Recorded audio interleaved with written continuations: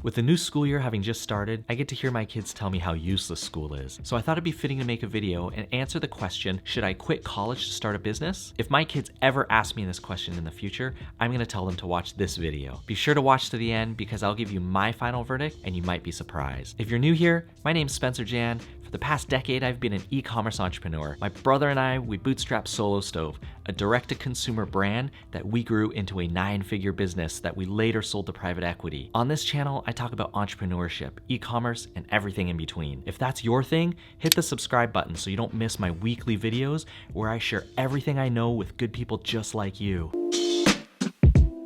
So you're thinking about quitting college to start a business, eh? Before you hit that eject button, hear me out. I went to BYU, a 4-year college in Utah. I got a liberal arts degree that was called International Studies. Studying anthropology, poli-sci, and language classes doesn't scream entrepreneur in the making, but there were some pros to staying in college. Let me run through some that I feel directly contributed to my success in building an extremely profitable 9-figure business.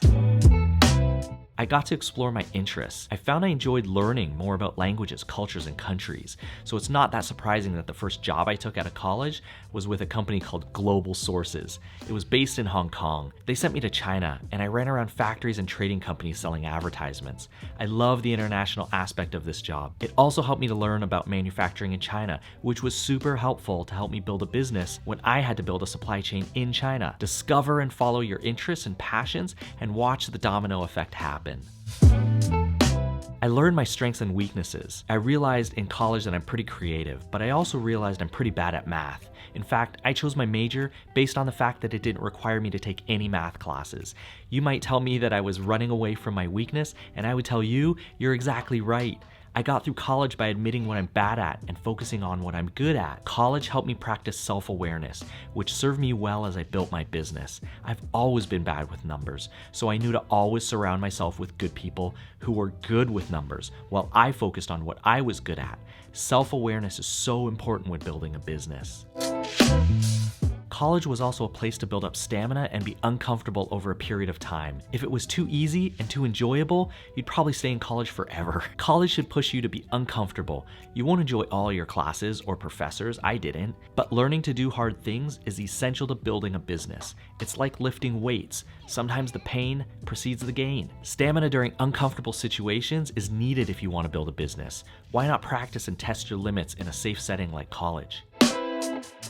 This leads me to work ethic. Building a business is hard work. Most people who will try to start a business, they'll fail. So many things need to go right. A lot of these things will be out of your control, like market timing, pandemics, trade wars, and so on. But some things are in your control, like work ethic. How hard you work is 100% up to you, and the level of work ethic needed to grind it out for many years isn't something that comes naturally to everyone. It's learned over years of training, doing hard things, and enduring them to the end. There's no doubt that 4 years of college helped me build up my work ethic. College taught me to be money smart. I paid my way through 3 of the 4 years of college, not with savings, but by working multiple part-time jobs during college, finding grants, and applying for scholarships. I graduated with more money in the bank than when I started, and more importantly, with 0 debt. When I started having to pay my own bills in college, I started to get money smart. Learning to be responsible for your own finances is something mission critical when it comes to managing the cash flow of your own business. If you can't manage your own personal finances now, good luck trying to manage the finances of your own business. In college, you have the chance to network with a lot of great people. What an amazing opportunity to make friends. Make a lot of them. You'll be surprised how much they can help you along the way. When I took my first job at Global Sources and landed in China, I got off the plane in Nanjing, China, and was sitting on the bus that would take me into the city. You should have seen my face when I saw a college classmate of mine get on the same bus. He was working in Shanghai and happened to be passing through the city just as I landed. We traded numbers, and he helped me find my next job a couple years later. That job led me to learn a set of skills that were absolutely necessary to build Solo Stove. Networking is powerful, and you have 4 years to make as many amazing connections as you can. Being in college, your life is built around semesters, and academic goals are defined within a calendar. There's a start and a stop to classes. You get a grade, then you do it over. Time restraints, goals, and metrics are essential in business. Master them in college and you'll do great. Being able to set quarterly and annual goals and work towards a deadline is essential. If you're not able to plan and execute within a structure of time, you'll definitely have a hard time growing your business quarter after quarter, year after year. A college degree can be a great plan B. You don't go into battle without a plan B, so why would you dive into entrepreneurship without one? If your business venture sputters and dies, being able to get a decent paying job can be an amazing safety net. It's so much easier to take risks if you know you have a backup plan. A lot of people say entrepreneurs are big risk takers. I've personally never felt like I've taken a lot of risks because I always have a backup plan. If something goes wrong, no problem. I've already thought through it. Having a degree that can help you get a good paying job and keep you on your feet can be the difference between only having one attempt or having multiple attempts at starting a business. If you haven't noticed, I haven't put much emphasis on what you study in college because I don't think that's the point. At least it wasn't for me. While some careers require specialized training, entrepreneurship isn't one of them. A business requires so many skills that you should just pick what you enjoy and study that. Hopefully it helps, but if it doesn't, it's not a deal breaker. You're good at something, and when it's the right time to start your business, it will definitely be put to work. And then you'll be left to figure out how to solve everything else. Guess what? Pretty much every entrepreneur ends up having to do the same thing. So if what you're studying is the reason why you're considering quitting college, I'd encourage you to look at it in another way. It's not about what you're studying that's important. What's important are the principles you have the opportunity to learn over the next 4 years or however many years of college you have left. The principles of passion, self-awareness, stamina, work ethic,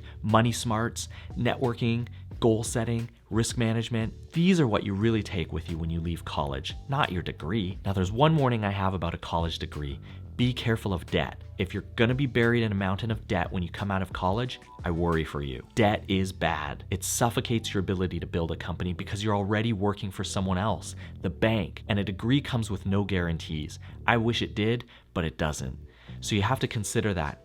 Everything has an opportunity cost, and college is no exception. A heavy load of debt would definitely make college a lot more costly than you might think. So with that warning said, here's my final take on whether or not you should quit college to start a business. Obviously, there are some entrepreneurs who have quit college to start a company, so it is possible. These folks have proven that it's not 100% necessary to finish college in order to start a successful business. But you'd be wise to ask yourself, are these people the rule or the exception to the rule? So assuming college won't bury you under a mountain of debt, don't quit college to start a business. You have 4 years of precious time that you can use to better yourself, learn and put into practice principles that I guarantee will make you a better entrepreneur. You have your whole life after college to start a business. What's the rush? Stay in the dojo. The extra time will prepare you and get you in better shape. When you come out, you'll have an even greater chance of beating the odds and building a successful company. A real entrepreneur knows that the journey is the reward. So I'm telling you, enjoy your college journey, and I'll see you in the next video.